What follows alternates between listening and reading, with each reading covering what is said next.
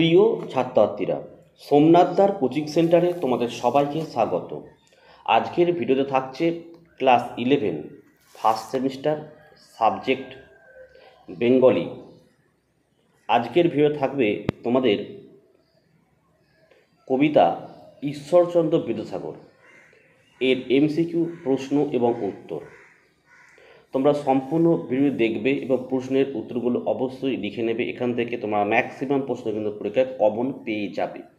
এবং যারা আমাদের কাছ থেকে নোট নিতে চাও, পিডিএফ নোট, অর্থাৎ তোমাদের বাংলা, ইংরাজি, ইতিহাস, ভূগোল, হিস্ট্রি, পলিটিক্যাল সায়েন্স, এডুকেশন, সোমনাথদার কোচিং সেন্টার থেকে তোমরা কিন্তু পেড পিডিএফ নোট সংগ্রহ করতে পারো। পার সাবজেক্টের জন্য মাত্র আমরা 75 টাকা করে নিয়ে থাকি।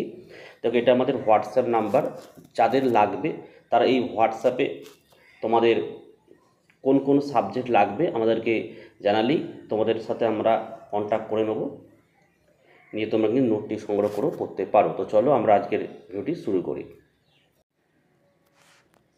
1 নম্বরের প্রশ্ন দেখে নাও, ঈশ্বরচন্দ্র বিদ্যাসাগর কবিতাটি কোন কাব্যগ্রন্থের অন্তর্গত? লিখবে চতুর্দশপদী কবিতাবলী। 2 নম্বরের প্রশ্ন, ঈশ্বরচন্দ্র বিদ্যাসাগর কবিতাটি চতুর্দশপদী কবিতাবলীর কত সংখ্যক কবিতা? লিখবে 86 সংখ্যক কবিতা। 3 নম্বরের প্রশ্ন, চতুর্দশপদী কবিতাবলী প্রকাশিত হয় কত সালে? লিখবে 1866 খ্রিস্টাব্দে।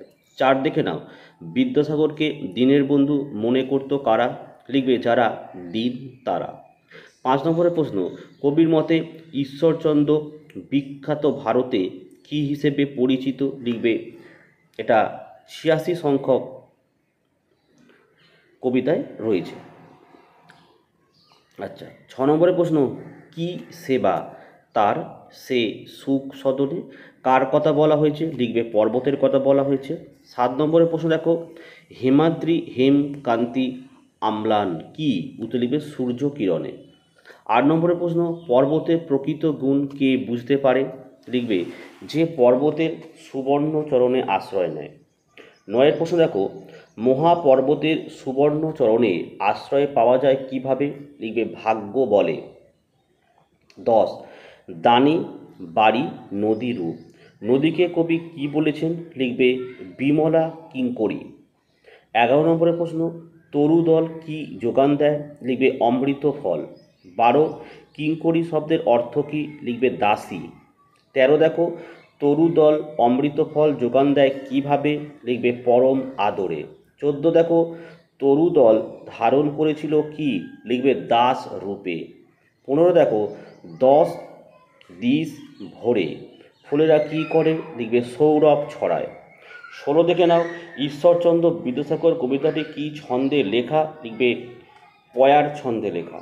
17 তরুদল দিনে কি করে? লিখবে শীতল ছায়া বিস্তার করে। 18 ঈশ্বরচন্দ্র বিদ্যাসাগর কবিতাটি কি জাতীয় কবিতা? লিখবে এটি সনেট। 19 দেখো, তরুদল কেমন ছায়া বিস্তার করে? লিখবে শীতল শাস্তি। 20 বিদ্যাসাগরকে কবিতায় কার সঙ্গে তুলনা করা হয়েছে? লিখে পর্বত, নদী এবং দীর্ঘ তরুর সাথে। 21 নম্বর প্রশ্ন দেখে নাও, যে তরু শীতল ছায়া বিস্তার করে কবি তাকে কি বলেছে? লিখবে বনেশ্বরী। 22 দেখো, সুশান্ত নিদ্রা কি করে? লিখবে ক্লান্তি দূর করে। 23 বনেশ্বরী যে নিদ্রা দান করে তা কেমন? লিখবে সুশান্ত। তো এই কবিতা থেকে মাত্র 23টি এমসিকিউ প্রশ্ন দেওয়া হলো। অবশ্যই প্রশ্নগুলো তোমরা খাতায় লিখে নাও।